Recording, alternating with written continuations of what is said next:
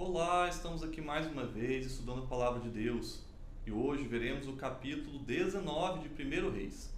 Vamos aos pontos de destaque para a sua leitura hoje. O primeiro deles, é interessante a gente notar a contradição no relato dos versos de 2 até 4. Jezabel jurou que mataria Elias, porque ele havia matado todos os seus profetas de Baal e de Aserá, 850 pessoas.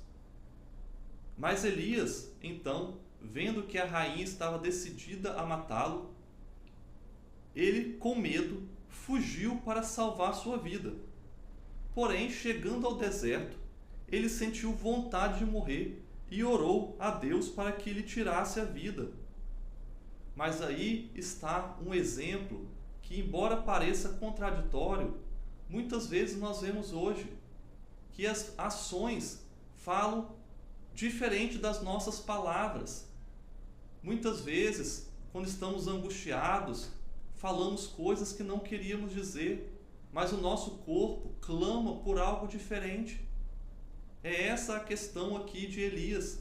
Ele estava tão angustiado que clamou para que Deus o matasse, mas na verdade suas ações clamavam para que ele continuasse vivo.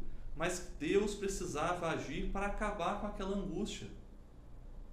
Devemos aprender a escutar aquilo que não é dito, aquilo que as atitudes das pessoas nos falam, porque isso fala muito mais alto do que as suas palavras. No segundo ponto, nós vemos que no decorrer da história há uma repetição de um diálogo por 2 vezes. E nós sabemos que da cultura bíblica, a repetição era sinônimo de destaque, de ênfase. Então, o primeiro dessas repetições é com relação ao anjo e Elias. Por 2 vezes, o anjo pede para que Elias levanta e comesse a comida que ele havia preparado ali para Elias.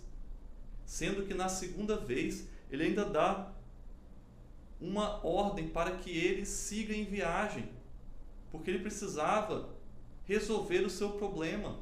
Então Elias vai, caminha 40 dias e 40 noites até o monte do Senhor, o monte Horebe, onde Deus havia dado as suas tábuas da aliança a Moisés. E a segunda parte, segunda repetição, acontece com Deus falando a Elias lá no monte Horebe. A primeira vez, Elias dentro de uma caverna. Deus pergunta: o que você está fazendo aqui, Elias? E Elias, então, o anjo pede para que ele saia da caverna para o encontro com o Senhor. E aí, a segunda vez, Deus pergunta a Elias: Elias, o que você está fazendo aqui? E é interessante também de destacar que Elias responde da mesma e exata forma as 2 vezes, dizendo que ele estava com medo pela sua vida, que ele havia ficado só. E é interessante a gente ver que Deus o ordena na segunda vez: Elias, volte ao seu caminho. Elias, você é um profeta, mas os profetas não são profetas aqui na presença de Deus, fugindo do meio do povo. Os profetas são profetas lá no meio do povo. Você tem uma missão mais a executar. E Deus então dá a Elias uma missão tripla: ungir 2 reis e um profeta em seu lugar. E é interessante que Deus, no final das suas palavras, ele responde que Elias não estava sozinho, porque Deus havia guardado um remanescente, 7.000 homens, que não haviam se curvado a Baal. Embora Elias achasse que era o único, Deus tinha muitos outros servidores seus. E no terceiro e último ponto, nós vemos que ao chamar Eliseu, este estava lavrando a terra, que era a atividade que ele fazia costumeiramente, com uma junta de bois, que inclusive era a última junta de bois ali de uma sequência de 12 juntas.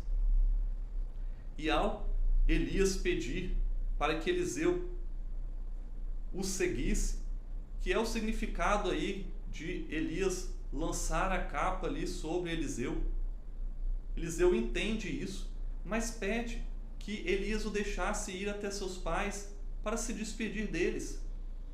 E Elias deixou, porque a decisão tinha que partir de Eliseu aceitar ou não o chamado. E Eliseu aceita o chamado e entende que o chamado é irreversível.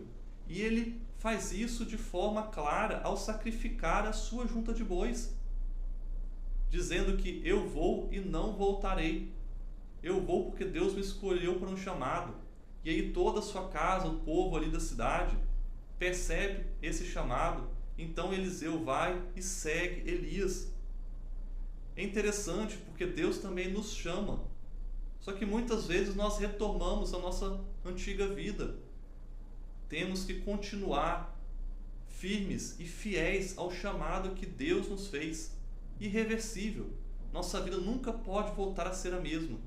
É sempre continuarmos na caminhada rumo ao céu, dia após dia.